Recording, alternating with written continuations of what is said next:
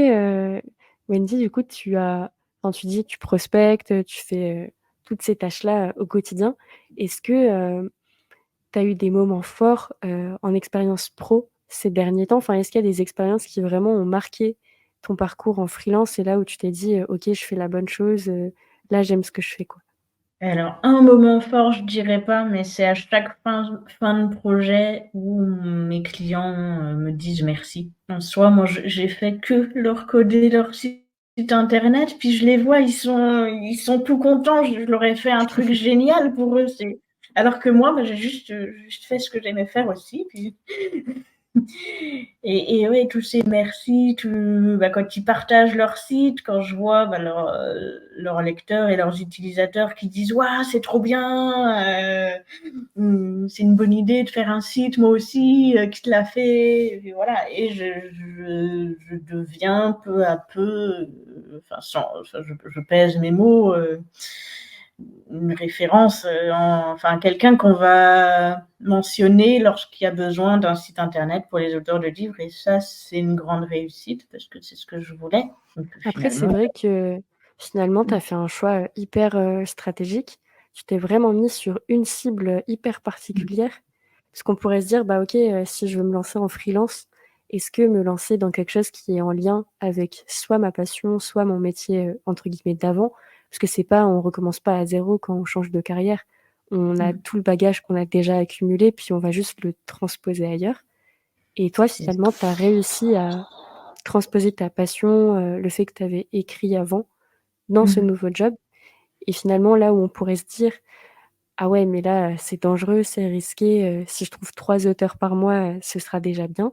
Bah, finalement, toi, tu arrives à, comme tu dis, devenir, une référence et peut-être tirer ton épingle du jeu aussi, parce que c'est aussi spécifique et que tu as toi-même une expérience en tant qu'autrice, donc forcément, tu as un lien avec les auteurs qui doit être un peu particulier et comment dire ça, mais pas seulement entre guillemets du commercial. Ils doivent sentir aussi que tu es passionné par le sujet et ça donne envie forcément. ouais, bah, c'est une question qu'on me pose beaucoup et contre laquelle on m'a mise en garde. Au secours, tu vas dans une niche très nichée. Oui, comme tu disais, tu vas avoir trois auteurs dans l'année. Si tu vas être contente. Alors que pas du tout. Mais je pense que ouais, c'est un choix dangereux, mais un choix quand même parce que j'ai quand même étudié le marché avant. Je me suis pas lancée Mmh. comme ça. Où bah, il y avait personne qui proposait ce type de service à un public aussi spécifique. Après, je ne fais pas que pour les auteurs de livres. Il y a aussi d'autres OK. personnes, d'autres spécialités qui m'ont demandé. J'ai eu un diagnostiqueur immobilier. Là, je suis en train de travailler sur le site d'une correctrice. Enfin voilà, j'ai eu à refaire le site d'un gîte immobilier, mais le principal, c'est les auteurs. Et comment les gens te trouvent justement? Enfin, est-ce que, c'est, via tes réseaux, on te contacte beaucoup pour, faire appel à tes services? Ou est-ce que, il y a aussi une grosse partie où c'est toi qui vas prospecter et c'est vraiment du travail, bah, «de ton côté» entre guillemets? Alors au début, c'était beaucoup du travail de mon côté. C'est moi qui allais me présenter mes services et en parler, aux auteurs que je connaissais qui avaient pas de site internet.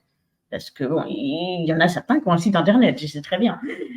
Et après, bah, là, cette semaine, j'ai 3 rendez-vous de gens que je ne connais pas qui se sont programmés pour la semaine prochaine.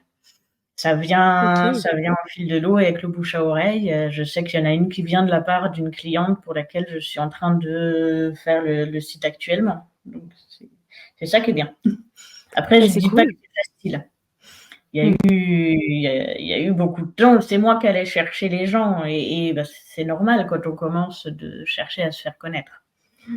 Mais ça commence à venir. Et est-ce Et que, principalement justement pardon, vas-y. je dis principalement sur les réseaux pour les auteurs, pour répondre à ta question et étrangement ou pas, c'est plus par mon site internet et par les pages jaunes pour les autres personnes qui sont pas auteurs. OK, intéressant.